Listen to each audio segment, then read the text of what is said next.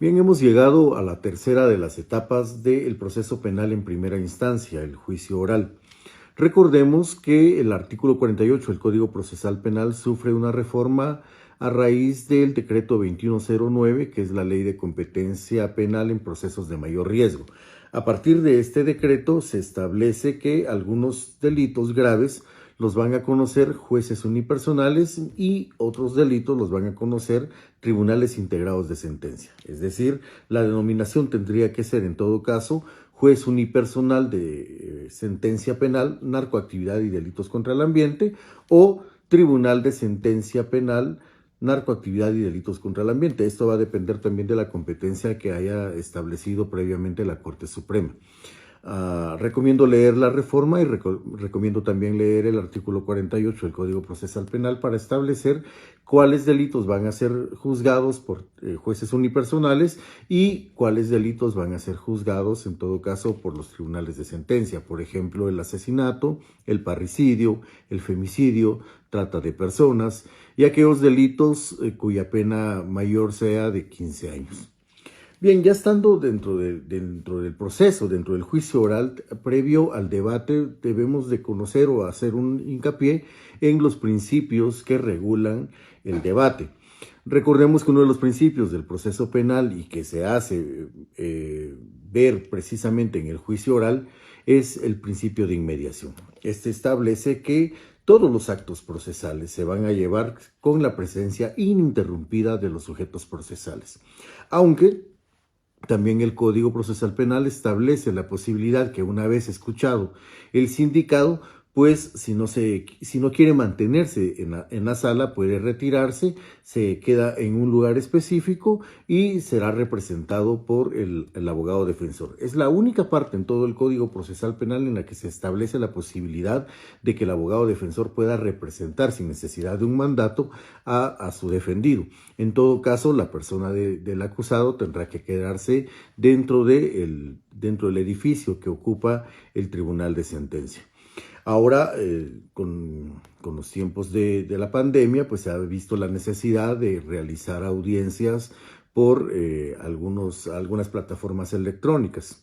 Sin embargo, a pesar de que esto viene de un acuerdo de la Corte Suprema de Justicia, tendría que haberse ya establecido la necesidad de reformar el Código Procesal Penal en este sentido, porque lo único que se podría hacer, en todo caso el sindicado o el acusado, perdón, no está presente en el debate, es poder hacerlo a través de medios audiovisuales, tomando como supletorio el artículo 218 bis y el artículo 218 ter, que establece los medios audiovisuales específicamente para testigos. En tiempos de COVID, en tiempos de pandemia, pues han tenido que utilizar algunas otras opciones. La mayoría de debates se están realizando, en todo caso, de forma presencial. Bueno, este es el principio de inmediación. Ninguna persona puede alejarse de la sala de debate una vez ha continuado. De hecho, hay regulaciones bastante específicas en cuanto al hecho de que si una persona se aleja sin permiso del tribunal, pues tiene una consecuencia también. Por ejemplo, en el caso del acusado, pues se podría decretar su rebeldía a partir de lo que establece el artículo 79 del Código Procesal Penal, o si fuera, por ejemplo, la defensa, pues incluso se puede decretar el abandono y la certificación correspondiente al Tribunal de Honor del Colegio de Abogados.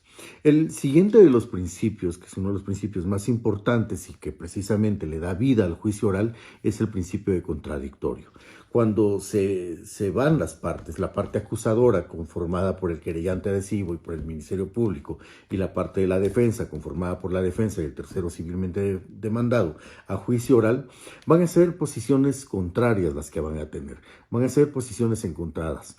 Muy rara vez en algún momento se llega a un debate en el que la defensa o el Ministerio Público estén de acuerdo en tomar algún tipo de decisión política criminal dentro de la audiencia.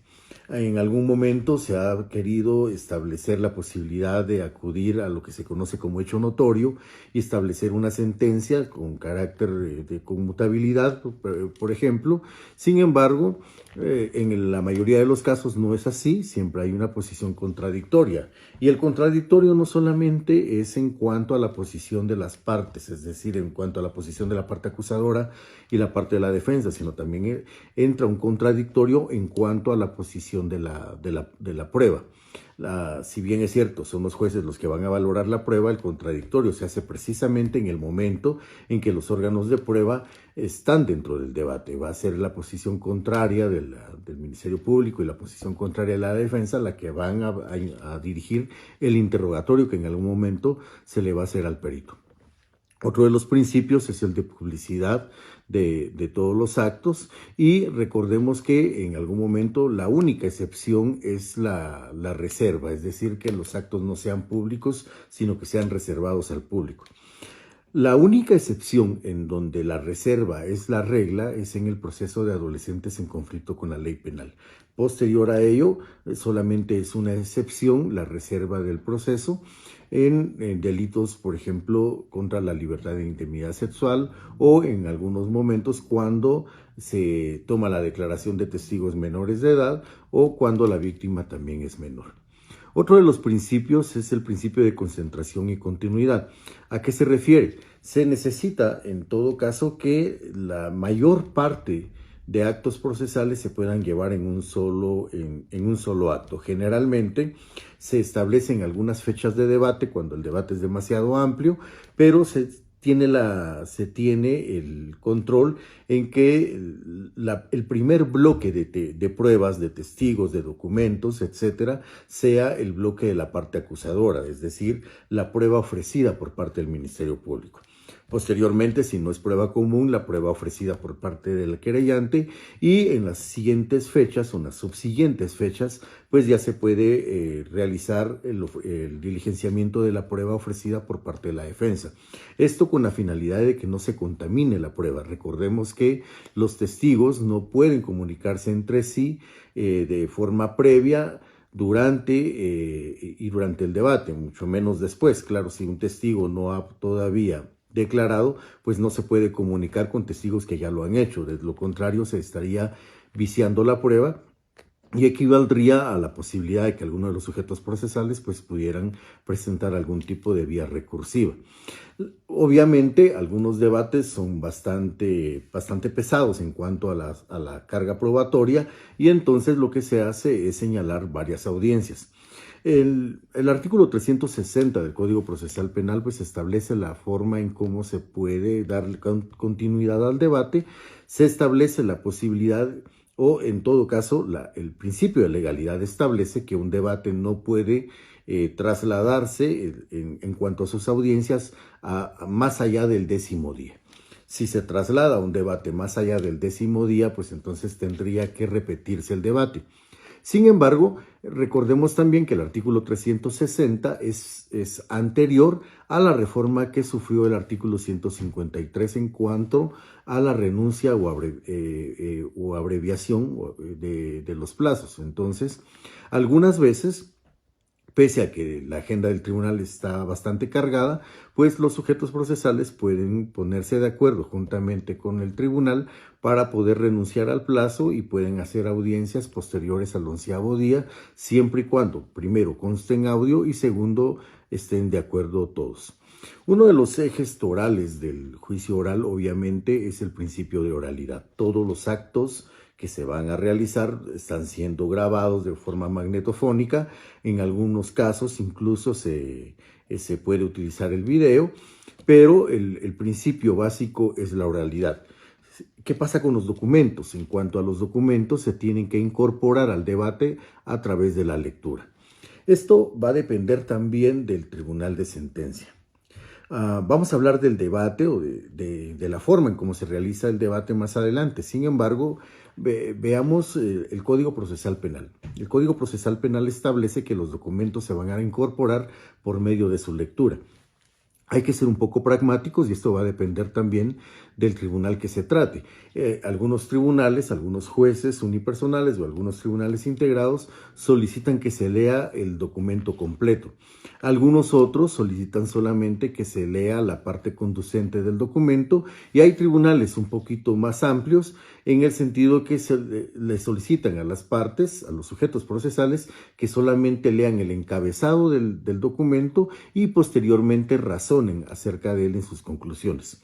Personalmente creo que si los documentos se van a incorporar al debate y ya todos los sujetos procesales tienen conocimiento de ellos, pues es más fácil solamente hacer la referencia del documento y posteriormente en la etapa de las conclusiones pues solicitarle al juez que lo valore de alguna manera determinada.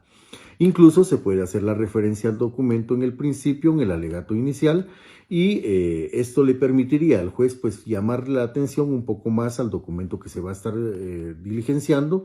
Algunos debates son bastante ágiles en el sentido de diligenciar los documentos de forma sí, obviando la lectura de los mismos, pero también algunos debates se vuelven un poco tediosos porque el sujeto procesal que ha ofrecido la prueba documental empieza a leer todo el contenido, aun cuando se sabe que los jueces lo van a tener, aun cuando también se sabe que la otra parte, la parte de la defensa, la parte del Ministerio Público, pues cuentan también con la copia de los documentos.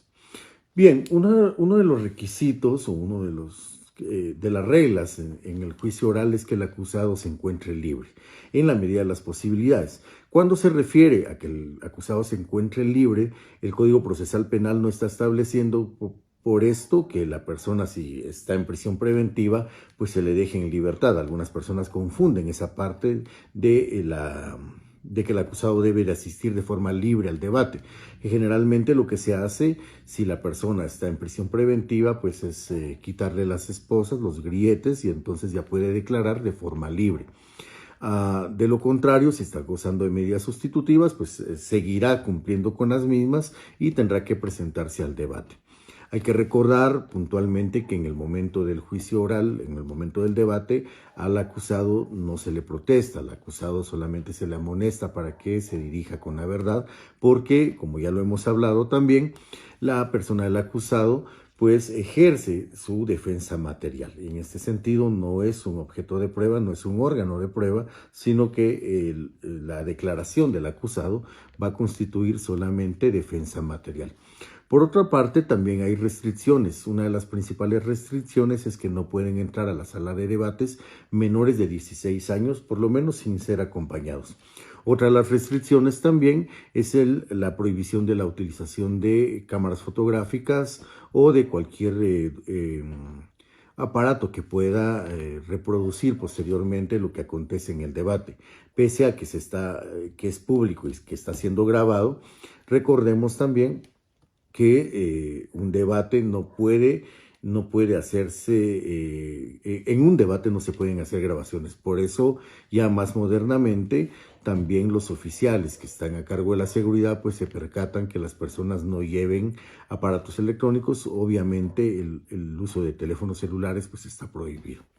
¿Qué pasa si una persona, también dentro de las reglas, qué pasa si una persona tiene imposibilidad de asistencia?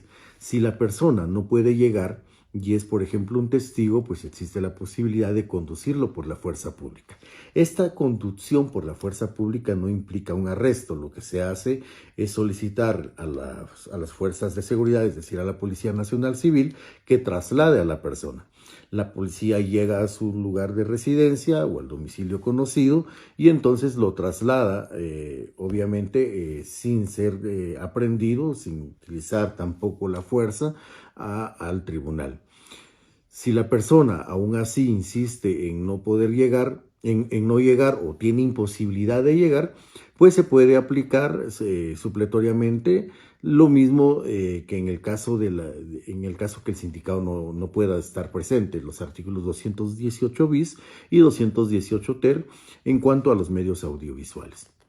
La dirección del debate la va a tener obviamente el presidente del tribunal y si fuera juez unipersonal, pues él mantiene la dirección y la disciplina en el debate. De hecho, algunas personas pueden ser expulsadas y incluso si se llegara a cometer un delito en debate, por ejemplo, que fuera obvio el falso testimonio de una persona, pues puede ordenar su inmediata aprehensión o posteriormente, al finalizar el debate, pues se puede ordenar la certificación de lo conducente para que el Ministerio Público lo investigue.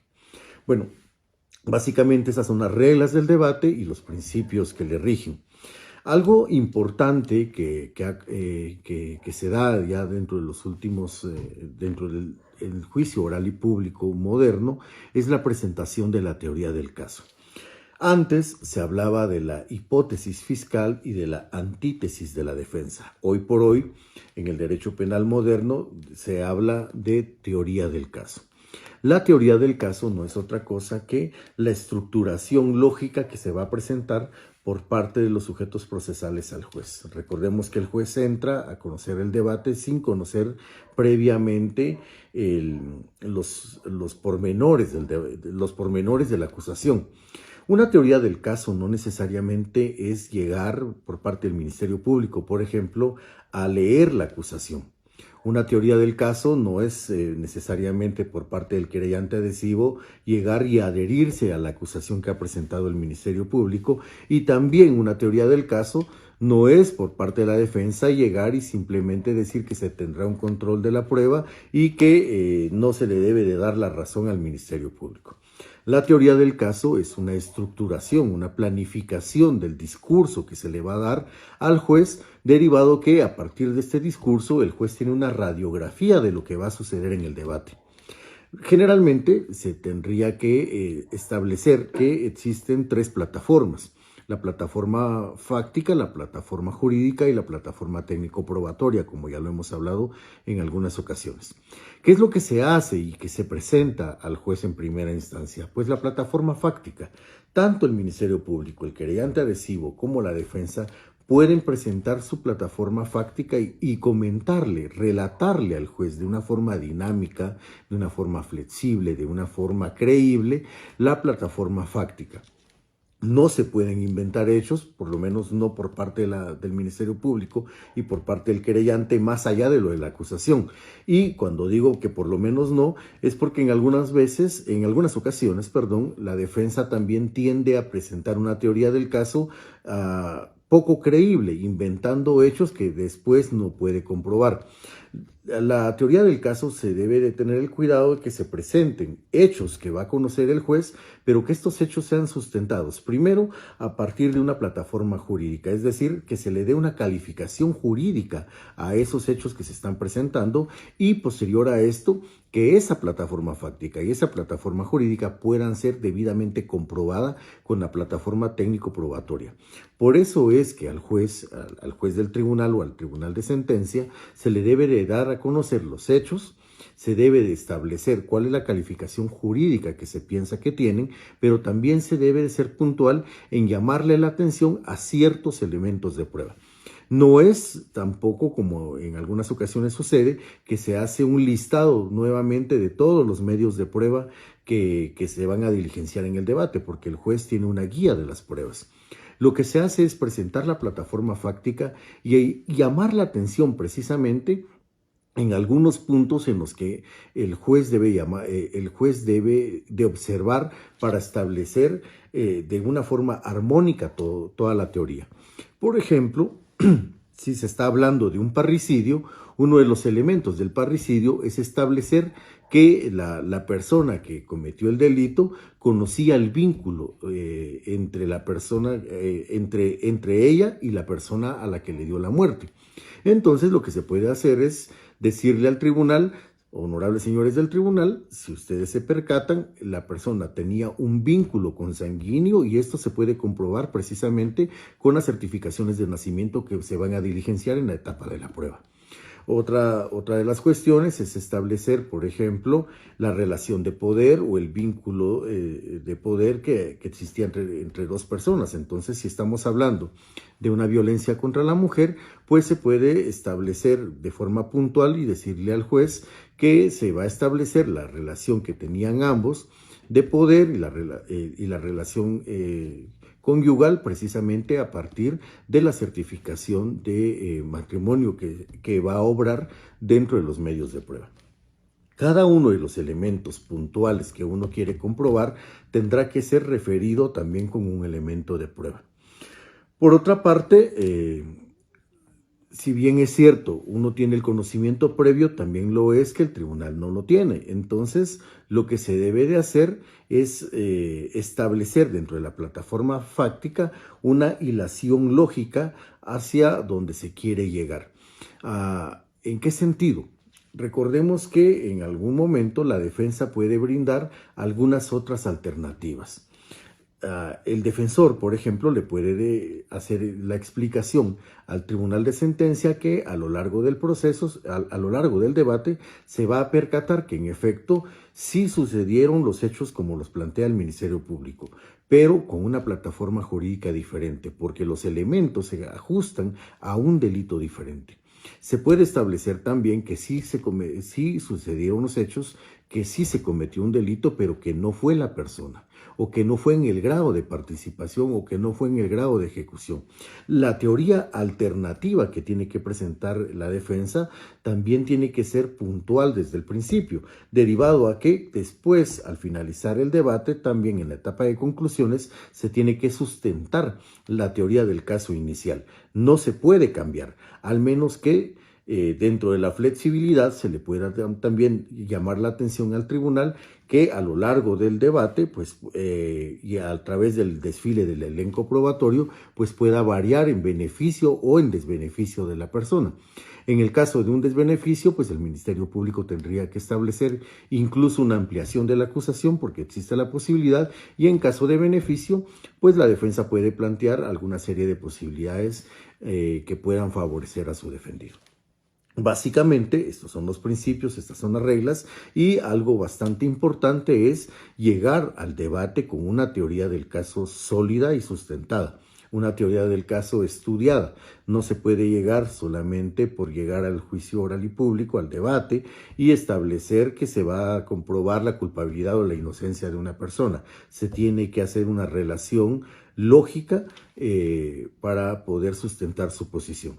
Algunas personas, sobre todo jueces, son de la opinión que una teoría del caso se puede presentar en un término máximo de 15 minutos. Sin embargo, esto va a depender de la estrategia tanto del Ministerio Público como de la defensa, y también del tipo de delito. Hay delitos que son bastante fáciles de poder explicar, como la negación de asistencia económica, por ejemplo, o un delito de violencia contra la mujer, en el que la plataforma fáctica va a ser bastante fácil en cuanto a su estructuración. Y hay delitos, por ejemplo, cuando existen varios indicados, cuando existen varios hechos, cuando incluso se va a hablar de la posibilidad de la aplicación de una pena en concurso real de delitos o en un concurso ideal de delitos, que deben de ser estructuradas de una mejor manera.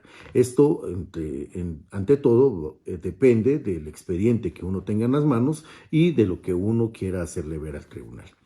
En la próxima clase, pues ya empezamos a hablar directamente del desarrollo del debate oral y público. Muchas gracias.